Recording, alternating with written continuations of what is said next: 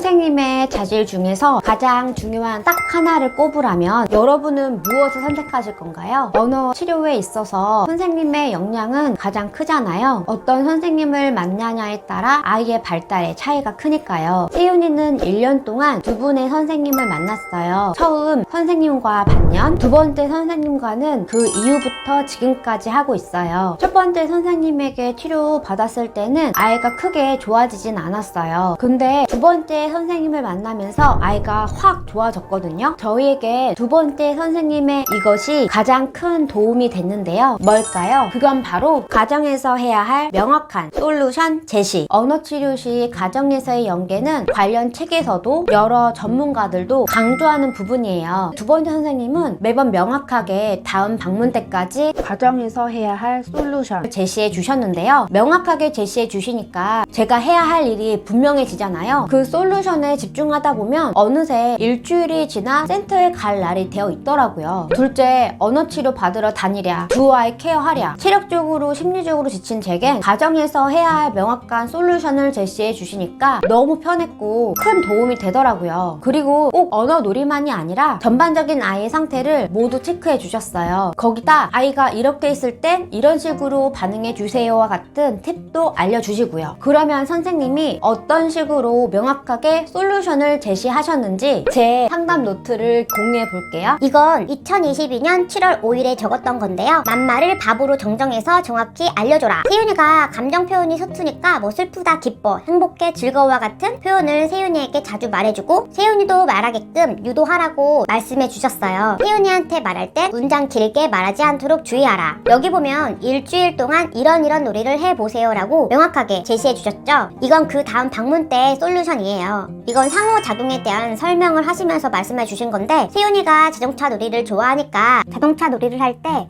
새로운 단어를 사용하면서 상호작용을 하면 더 잘 습득할 거라고 하셨고요. 틀린 표현은 교정해 줘라 라고 해주셨고요. 근데 매번은 아니고 10번 중에 뭐 2-3번 정도만 또 이런 몸놀이를 하세요 라면서 선생님이 세윤이와 직접 놀이하는 모습을 보여주시더라고요. 뭐 이런 식이에요. 항상 일주일간의 솔루션을 주시니까 알려주신 대로 집에서 실천만 하면 되는 거죠. 명확한 가이드라인이 있으니까 그대로 하면 되고 거기에 뭘 더 추가하고 싶다면 전에 배웠던 거를 추가하기도 하고 제가 알아봐서 해주기도 하고요. 그러다 궁금한 게 생기면 선생님에게 물어보면서 하고요. 이것이 세윤이가 두 번째 선생님을 만나면서 확 좋아진 핵심이라고 생각해요. 치료는 치료대로, 가정 연계는 가정 연계대로 잘 이루어졌기 때문에 시너지가 발생했다고 봐요. 물론 이것 외로도 선생님의 중요한 자질은 정말 많죠. 그치만 저는 가정에서 해야 할 명확한 솔루션 제시가 가장 큰 힘이 됐고 아이의 치료에 있어서도 가장 큰 도움이 됐다고 말하고 싶어요. 전 두 선생님을 만나면서 확실히 경험했어요. 선생님이 잘 치료하고 이끌어주는 것도 중요하지만 가정 연계가 무엇보다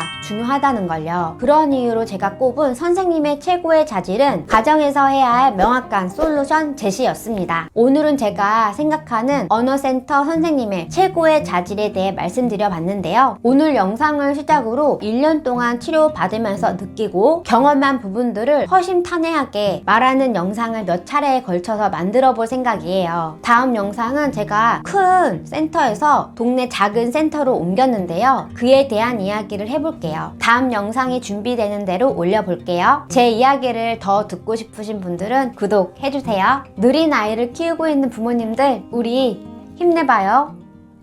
화이팅!